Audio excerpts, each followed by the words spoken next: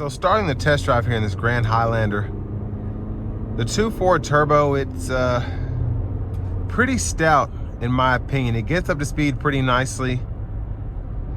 Not overly loud when you give it throttle. Now it still sounds like a, a four banger, but still gets up to speed nicely as opposed to straining a smaller displacement engine. And the turbo certainly helps.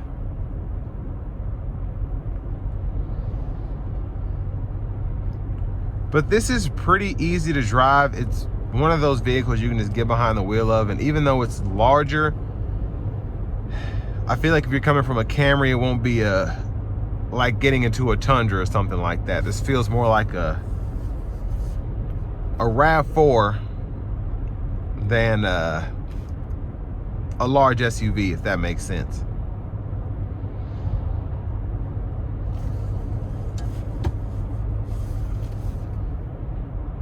Now, one thing I can't stand about these newer systems like the Driving Support 3.0, where it's keeping an eye on you to make sure you're paying attention, is it's very picky.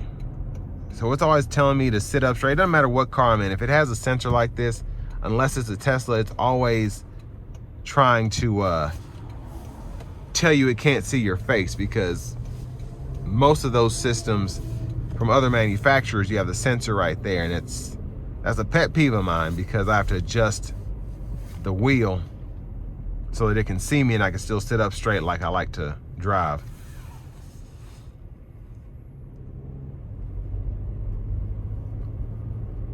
Now, I think they did a really good job on the interior. Now, it's not overly futuristic, a lot going on with the touchscreen, but people that drive these Toyotas, I've kind of learned over the years, just based on people I know that have them, and then people that comment on some of my older videos, they like having their buttons. They don't want the newest, flashiest technology. They want something that's going to be fuel efficient, that's going to be reliable, that's going to be cheap to maintain. And that's why the Prius sells so well, the Corollas, the Camrys, because that's what you expect from a Toyota. Now here, they kind of went that same direction. Your HVAC controls are all here. They're all buttons. You can adjust the fan speed with a button. The heated cooled seat's a button. So it's nice that you have that for those people that still love their Toyotas for that reason. You're not losing your buttons. Everything's not going in the screen. So you still have that.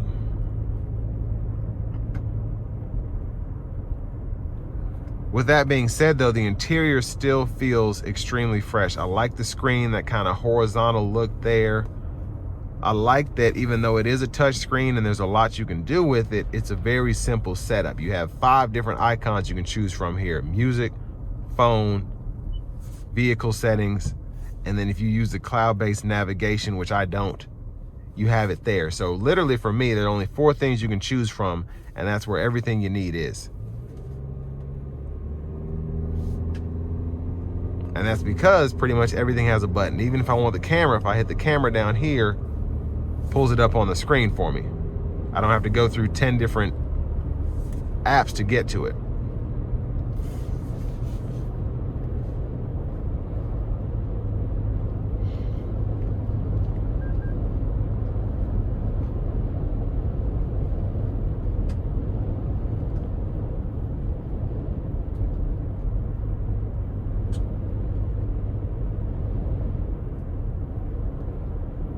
Now, I like the Platinum because you get the heated cooled seats, you get the windshield deicer, the JBL sound system's a nice touch.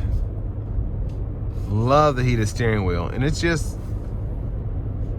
very nice for the money. I think you get a lot of features for the money.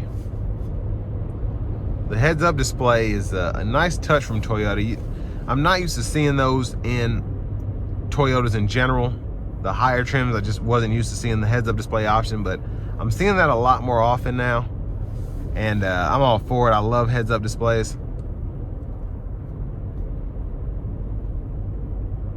But again, for this to be as technologically advanced, as safe as it is, it doesn't have that feeling of hopping in a Tesla or in a Mustang Mach-E or in the newest Mercedes. You don't feel like you're gonna have a panic attack looking at everything around here.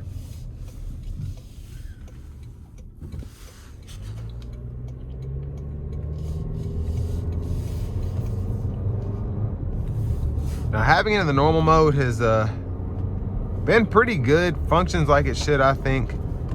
But I'm gonna put into the sport mode. I just put in rock and dirt. And we're gonna see how it gets up to speed here. Not gonna floor it, but gonna give it a little something.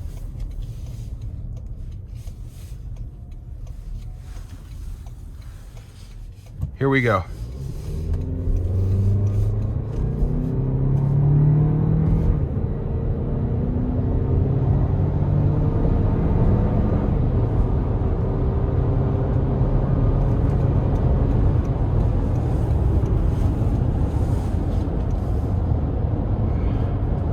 Now, what I really like, especially in situations like that when you have to merge, I like that you have the rear camera mirror so you can kind of see who's coming up behind you, the blind spot monitors.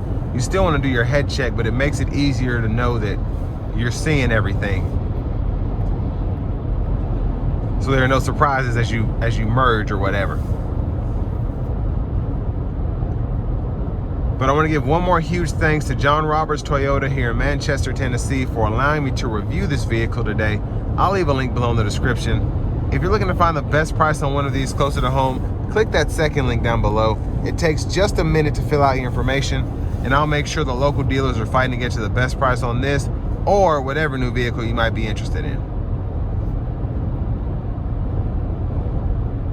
But overall, I think, again, it's solid for what you get here. Having the lane centering, the adaptive cruise, the heads-up display, JBL sound system, the moonroof, and then, you know, just having the technological advances that we expect to be seen in a vehicle. Push button start, backup camera, front camera, the rear camera mirror. On top of having the all-wheel drive system, memory seats, it's just, this feels like a platinum trim vehicle should feel. Cream of the crop.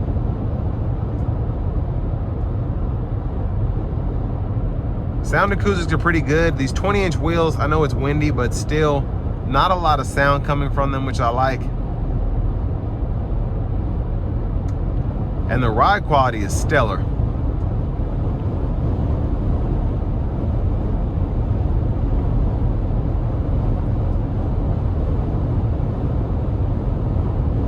And I think if you're looking at a Buick Enclave, even if you're looking at a Honda Pilot,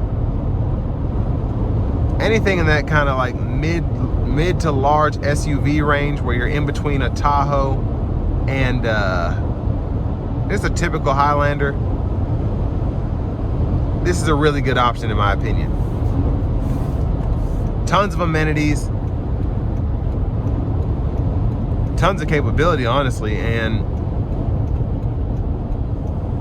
just feels luxurious. But with all that being said, this will bring me to the end of my review of this 2026 Toyota Grand Highlander Platinum.